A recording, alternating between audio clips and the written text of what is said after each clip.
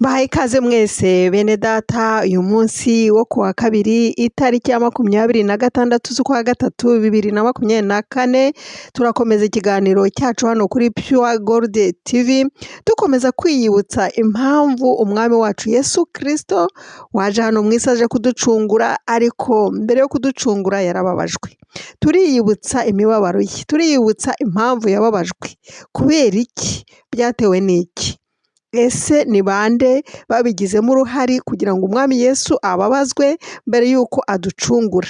Iyo yari inzira yari imuzanye, inzira y'umusaraba yanyuzemo kugira ngo acungure umwana w'umuntu, wowe nanjye tube ubu dufite ubugingo, tuvuga ngo dufite imibereho, twaracunguwe ntitugipfuye kubera umwami Yesu. Nuko nyine habayeho imibabaro ikomeye, turimo kuyiyibutsa rero muri iki gihe cya none, mbere ya Pasika, mbere y'uko twibuka kuzuka kwe, kunesha kwe, yarababajwe. Nibyo turimo kwibuka uyu munsi wa none. Tugiye gukomeza tureba umwe mu bantu babigizemo uruhare kugira ngo ababazwe, kandi uwo muntu wabigizemo uruhare yari umwe mu bo basangiye, yari umwe mu ntumwa ze, yari umwe navuga ngo bahurizaga intoki ku mbehe, ku isahane, basangira ibyo kurya, bakanywera ku gikombe kimwe, bari baziranye cyane.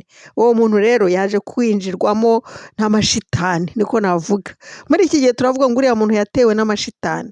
Uwo mugabo akaba yitwa Yuda Iskariote. Yuda Iskariote niwe Satani yamwinjiyemo, abo umugambanyi wa Yesu, abigiramo uruhare rwose kugira ngo agambanire Yesu Kristo, agire imibabaro, amutanga mugambanire mu bashakaga kwica Yesu. Muri icyo gihe Yesu arimo ageragezwa, ari mu mibabaro, aca muri ako kagambane, aca muri iyo miruho, yagiye gusenga. Amaze gusenga arahaguruka ajya ku bigishwa be, asanga basinjirijwe n'agahinda. Bose bari bafite agahinda. Muri icyo gihe Yesu bamuteraga hirya no hino, bamugambanira, bashaka kumwica, bamugenza, bamureguza, ajya mu nkiko agira ate, yarabimenye, yarabizi ko ari hafi kwicwa urupfu rw'agashinyaguro ku musaraba. Yagiye gusenga rero, dusoma ko mu gihe yasengaga yari wenyine. Amaze gusenga arahaguruka, aragenda asanga abigishwa be bari nabo basinjirijwe n'agahinda, kuko barabibonaga, yarababwiraga ibigiye kuba, ababwira ati mube maso, dore tugiye kunyura mu bihe bikomeye. Arababaza ati ikibashinjije ni iki? Nimubyuke musenge kugira ngo mutagwa mu moshya.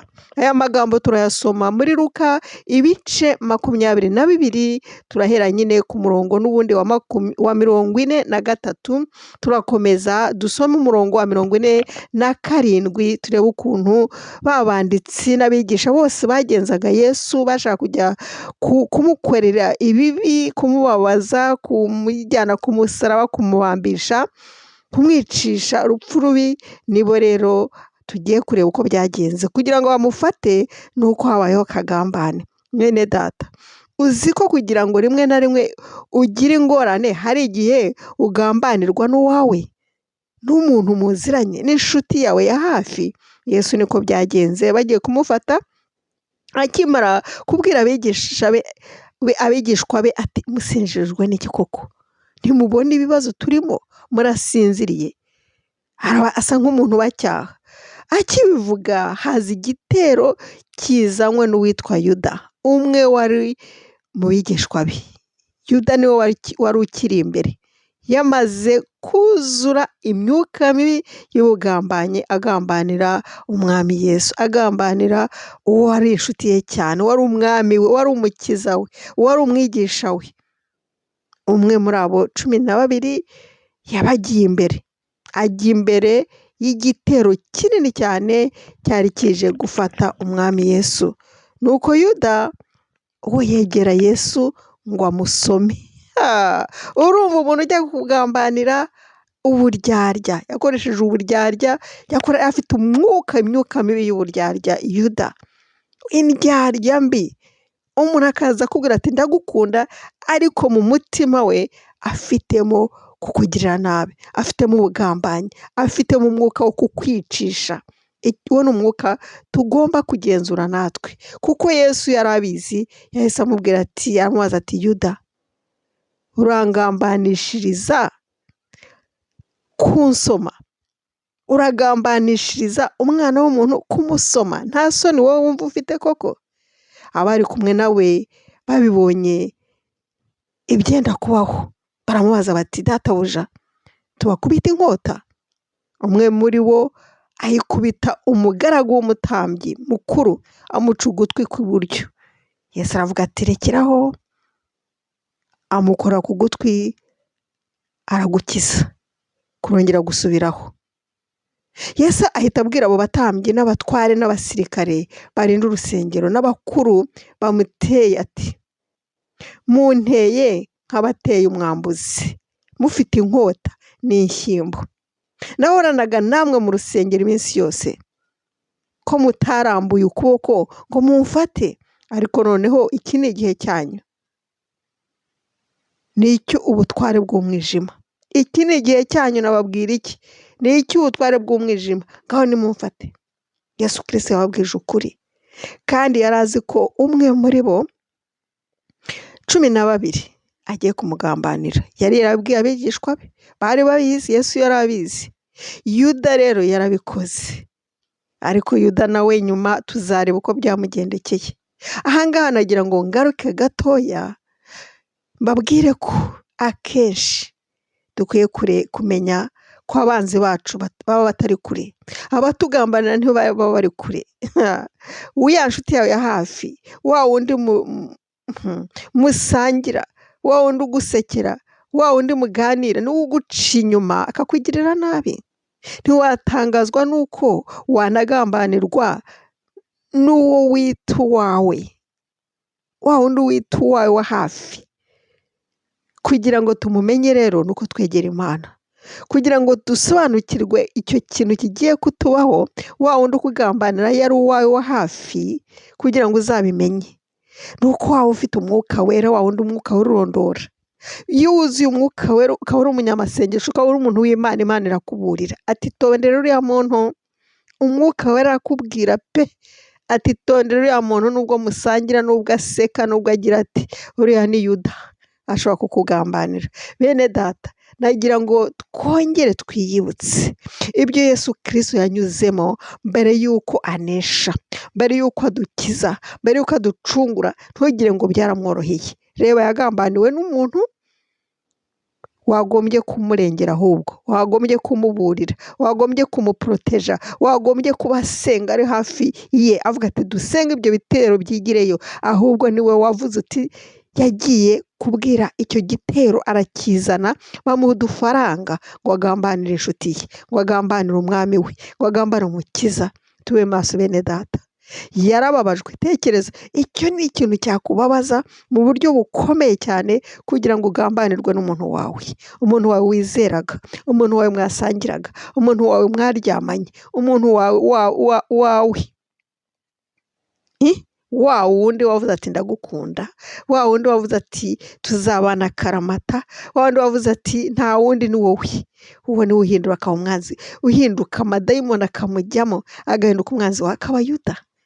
Ariko mureke, tuzareba amaherezo ya Yuda. Ntugire ubwoba, ntutinye ko hari Yuda ukugambanira uyu munsi wa none. Menya ko ibyo Yesu yaciyemo byari ngombwa kugira ngo azagere kukunesha, azagere kuri kwagukiza isi. Yagombaga kunyura aho hantu, navuga ngo nahita ngewe mu muriro, kuko ngo nitunyura mu muriro ntabwo tuzashya, nitunyura mu mazi akaturenge ntituzashya. Yagombaga kunyura aho hantu rero, kandi natwe tugomba kuhaca. Ariko hirya yaho hari amakamba, hari ukunesha, hari ukuzuka, hari ubuzima bushya, hari ibyiza.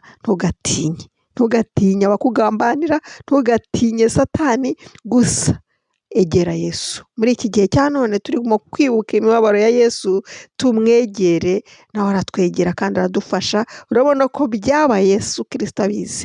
Natwe ibizatubaho muri iki gihe cya none tuzaba twamaze kubimenya, twamenye ko tubyifatamo, twamenye ikigomba gukorwa, twamenye kuba mu myanya yacu twiteguye, ndetse duhagaze dukomeye kuko dufite umwami Yesu Kristo muri twebwe. Intare ya Yuda yaratsinze, nawe rero uri umutsinzi kurushaho. Komera, uyu munsi wa none turimo kwiga imibabaro ya Yesu kandi nawe urayigiraho. Reka dukomeze twumva iyi ndirimbo yerekeranye na Yuda, ntujye kure.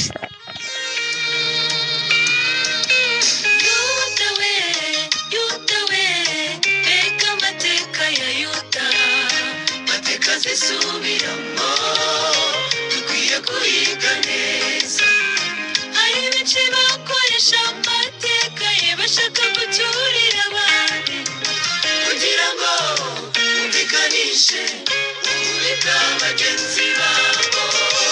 Kamubwire ntabwo Yuda yari mubi kuruta bamwe mu bari mu itorero ry'ubu.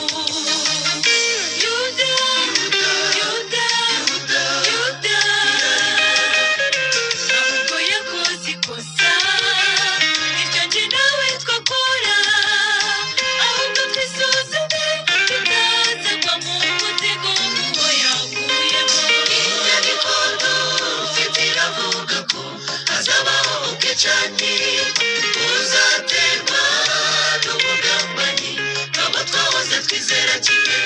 None nshuti, ibyo bihe turi kwinjiramo, ndakwifuriza kuzahagarara mu ruhande rw'ukuri. Inyandiko dufite iravuga ko hazabaho ubwicanyi. Uzaterwa n'ubugambanyi nk'abo twahoze twizera kimwe. None nshuti, ibyo bihe turi kwinjiramo,